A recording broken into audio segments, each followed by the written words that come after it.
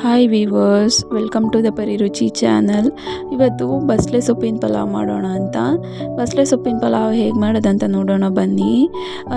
ಒಲೆ ಮೇಲೆ ಒಂದು ಪಾತ್ರೆನ ಇಟ್ಕೊಂಡು ಅದಕ್ಕೆ ನೀರನ್ನು ಹಾಕ್ಕೋಬೇಕು. ನೀರು ಕಾದಿದ್ದಾದಮೇಲೆ ಒಂದು ಹಿಡಿಯಷ್ಟು ಬಸಳೆ ಸೊಪ್ಪನ್ನು ಹಾಕ್ಕೊಂಡಿದ್ದೀನಿ. ಬಸಳೆ ಸೊಪ್ಪನ್ನು ಬೇಯಿಸ್ಕೊಬೇಕು. ಪಾಲಕ್ ಸೊಪ್ಪಿನ ಬದಲಾಗಿ ಬಸಳೆ ಸೊಪ್ಪನ್ನು ಹಾಕ್ತಾ ಇರೋದು. ಪಾಲಕ್ ಸೊಪ್ಪನ್ನು ಹೇಗೆ ಬೇಯಿಸ್ಕೊತೀವೋ ಅದೇ ರೀತಿಯಾಗಿ ಬಸಳೆ ಸೊಪ್ಪನ್ನು ಕೂಡ ಬೇಯಿಸ್ಕೋಬೇಕು.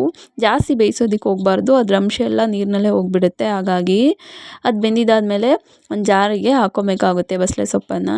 ನಂತರ ಒಂದು ಹಿಡಿಯಷ್ಟು ಕೊತ್ತಂಬರಿ ಹಾಗೆ ಕೊತ್ತಂಬರಿ ಪುದೀನ ಸೇರಿ ಒಂದು ಹಿಡಿನ ಹಾಕ್ಕೊಂಡಿದ್ದೀನಿ.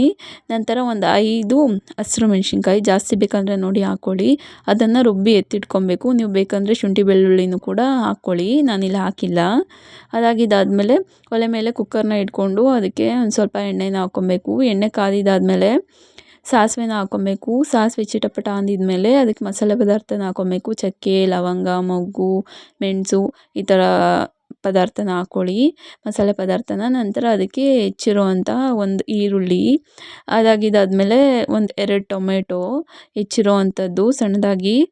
ನಂತರ ಅದಕ್ಕೆ ತರಕಾರಿನ ಹಾಕ್ಕೊಬೇಕು. ಬೀನ್ಸ್, ಆಲೂಗೆಡ್ಡೆ ಹಾಗೆ ಕ್ಯಾರೆಟ್, ನಿಮಗೆ ಏನು ತರಕಾರಿ ಇಷ್ಟ ಆಗುತ್ತೋ ಆ ತರಕಾರಿನ ಹೆಚ್ಚಿಬಿಟ್ಟು ಹಾಕ್ಕೊಳ್ಳಿ. ಅದಾಗಿದ್ದಾದಮೇಲೆ ರುಬ್ಬಿ ಎತ್ತಿಟ್ಕೊಂಡಿರ್ತೀವಲ್ಲ ಮಸಾಲೆ, ಅದನ್ನು ಇದ್ರೊಳಗೆ ಒಗ್ಗರಣೆ ಒಳಗೆ ಹಾಕ್ಕೋಬೇಕು. ಅದನ್ನೆಲ್ಲ ಹಾಕ್ಬಿಟ್ಟು ಚೆನ್ನಾಗಿ ಫ್ರೈ ಮಾಡ್ಕೊಬೇಕು. ನೋಡಿ, ಅದನ್ನೆಲ್ಲ ಚೆನ್ನಾಗಿ ಫ್ರೈ ಮಾಡ್ಕೊಬೇಕು. ಅದು ಚೆನ್ನಾಗಿ ಫ್ರೈ ಆಗಿದ್ದಾದಮೇಲೆ ರುಚಿಗೆ ತಕ್ಕಷ್ಟು ಉಪ್ಪನ್ನು ಹಾಕ್ಕೊಬೇಕು. ಉಪ್ಪನ್ನು ಹಾಕ್ಬಿಟ್ಟು ಅದರಲ್ಲಿ ಕೂಡ ಒಂದು ಸ್ವಲ್ಪ ಹೊತ್ತು ಬೇಯಿಸ್ಕೊಳ್ಳಿ. ಬೇಯಿಸ್ಕೊಂಡಿದ್ದಾದಮೇಲೆ 1.5 ಸ್ಪೂನಷ್ಟು ಧನಿಯಾ ಪೌಡರ್ ಹಾಕ್ಕೊಂಡಿದ್ದೀನಿ. ಒಂದು ಅರ್ಧ ಸ್ಪೂನಷ್ಟು ಗರಂ ಮಸಾಲಾನ ಹಾಕ್ಕೊಂಡಿದ್ದೀನಿ. ಅದನ್ನೆಲ್ಲ ಚೆನ್ನಾಗಿ ಮಿಕ್ಸ್ ಮಾಡ್ಕೊಬೇಕು. ನಂತರ ಅಕ್ಕಿನ ಹಾಕ್ಕೊಬೇಕು. ನಾನಿಲ್ಲಿ 1.5 ಕಪ್ನಷ್ಟು ಅಕ್ಕಿನ ಹಾಕ್ಕೊಂಡಿದ್ದೀನಿ. ಅದನ್ನೆಲ್ಲ ಚೆನ್ನಾಗಿ ಮಿಕ್ಸ್ ಮಾಡ್ಕೊಬೇಕು. ಮಿಕ್ಸ್ ಮಾಡ್ಕೊಂಡಿದ್ದಾದಮೇಲೆ ಅದಕ್ಕೆ ನೀರನ್ನು ಹಾಕ್ಕೊಬೇಕು. 1.5 ಕಪ್ ಅಕ್ಕಿಗೆ 3 ಕಪ್ನಷ್ಟು ನೀರನ್ನು ಹಾಕ್ಕೊಂಡಿದ್ದೀನಿ. ಅದಾಗಿದ್ದಾದಮೇಲೆ ಅದನ್ನೆಲ್ಲ ಚೆನ್ನಾಗಿ ಮಿಕ್ಸ್ ಮಾಡಿಕೊಂಡು ಅದು ಕುದಿ ಬಂದಿದ್ದಾದಮೇಲೆ ಮುಚ್ಚಳನ ಮುಚ್ಚಿ ಒಂದು ವಿಷಲ್ ಬರ್ಸಿದ್ರೆ ಬಸಳೆ ಸೊಪ್ಪಿನ ಪಲಾವ್ ರೆಡಿಯಾಗಿರುತ್ತೆ. ಇದ್ರ ಜೊತೆಯಾಗಿ ಕಾಂಬಿನೇಷನ್ಗೆ ಅಂತ ಗೋಬಿನೂ ಕೂಡ ಮಾಡಿದ್ದೆ.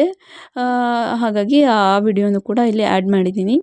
ಒಂದು ಹೆಚ್ಚಿರುವಂಥ ಈರುಳ್ಳಿ, ಕ್ಯಾಪ್ಸಿಕಮ್, ಬೆಳ್ಳುಳ್ಳಿ ಇದನ್ನೆಲ್ಲ, ಆಮೇಲೆ ಶುಂಠಿ ಇದನ್ನೆಲ್ಲ ಬೇಯಿಸ್ಕೊಬೇಕು. ಅದಾಗಿದ್ದಾದಮೇಲೆ ಅದು ಏನು ಲಿಕ್ವಿಡ್ ಅಂತ ಅಂದರೆ ಕಾರ್ನ್ಫ್ಲೋರು, ಖಾರದ ಪುಡಿ ಇದನ್ನೆಲ್ಲ ಮಿಕ್ಸ್ ಮಾಡಿಬಿಟ್ಟು ಹಾಕ್ಕೊಂಡಿರೋವಂಥದ್ದು ಸೋಯಾ ಸಾಸ್, ಅದನ್ನೆಲ್ಲ ಮಿಕ್ಸ್ ಮಾಡಿ, ಆಮೇಲೆ ಚಾಟ್ ಮಸಾಲ, ಉಪ್ಪು, ಕರೆದಿಟ್ಕೊಂಡಿರೋವಂಥ ಗೋಬಿನ ಹಾಕಿ ಮಿಕ್ಸ್ ಮಾಡಿಕೊಂಡ್ರೆ ಗೋಬಿ ರೆಡಿಯಾಗಿರುತ್ತೆ.